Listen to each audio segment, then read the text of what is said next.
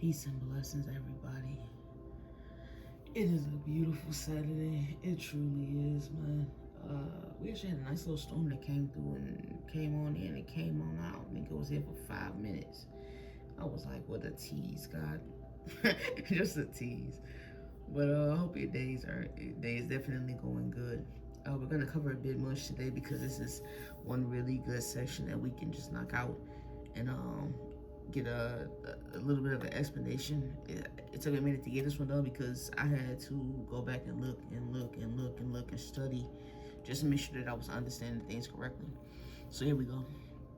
1 Corinthians, we are at chapter 11, y'all. Follow my example as I follow the example of Christ. Beautiful way to come in.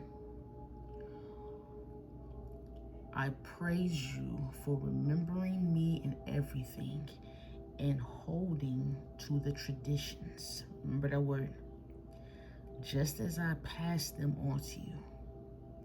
But I want you to realize that the head of every man is Christ, and the head of every woman is a man, and the head of Christ is God. Every man who prays or prophesies with his head covered dishonors his head. But every woman who prays or prophesies,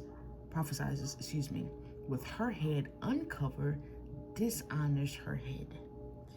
It is the same as having her head shaved.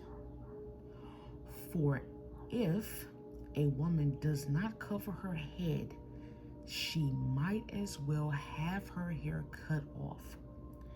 But if it is a disgrace for a woman to have her hair cut off or her head shaved, then she should cover her head.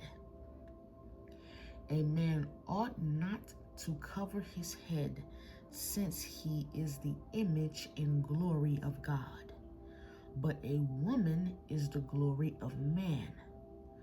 For man did not come from woman, but woman from man. Neither was man created for woman, but woman for man.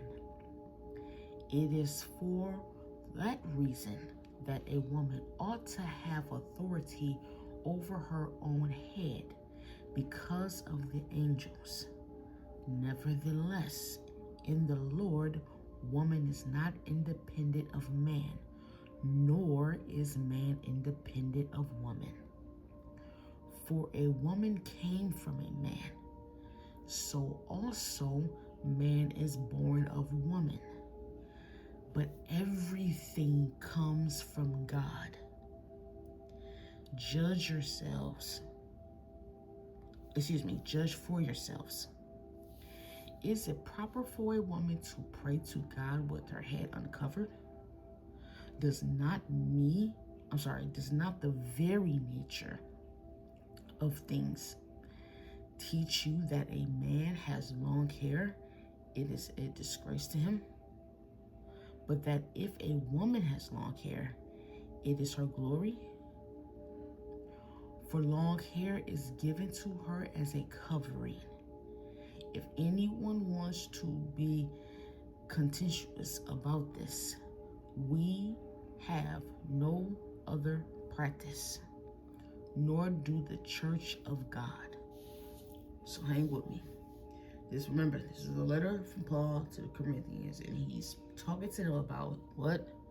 Traditions. So I definitely wanted to make sure it wasn't no ill thing going on here. This is, again, tradition is a choice of if you're going to keep it or not. But what it did make me think back on the fact is how back in the day, especially with the OGs in the church, the hats with the women. I know y'all remember. They always wore these big fancy hats. It was a real thing. And back in the day, the OG men always took their hats off when they came into the church. And what's happening here is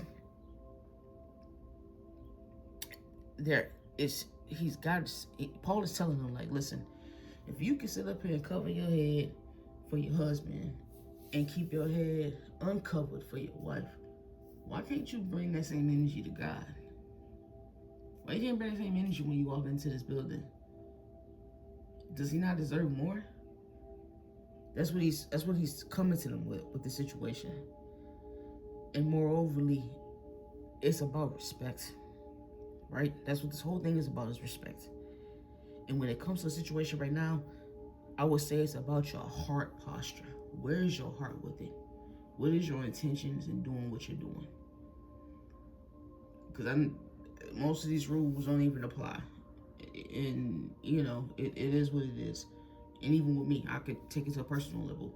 Far as how I dressed and how years ago it was a comfort thing, but it was also a thing of me wanting to be more masculine and appear like a man. Now it is completely on comfort. Trust me, I tried some jeans on the other day, and it was kind of somewhere that made me feel real uncomfortable. Man. You feel me? Wasn't feeling it. But my heart posture has changed. This ain't got nothing to do with nobody else. It's about my comfort level and me always repping Christ in whatever I'm wearing because of my actions, my character, and my heart that God has changed. So it's just a clarification of the situation. As I said, bro, reader, no teacher. Please go back, read it for yourself, slow it down, take your time. Go and do some research like I had to do today. Just go ahead, look it up for yourself. I hope you enjoy your Saturday, that you have a wonderful night. Be blessed, go in peace. I love you, but more importantly, God loves you.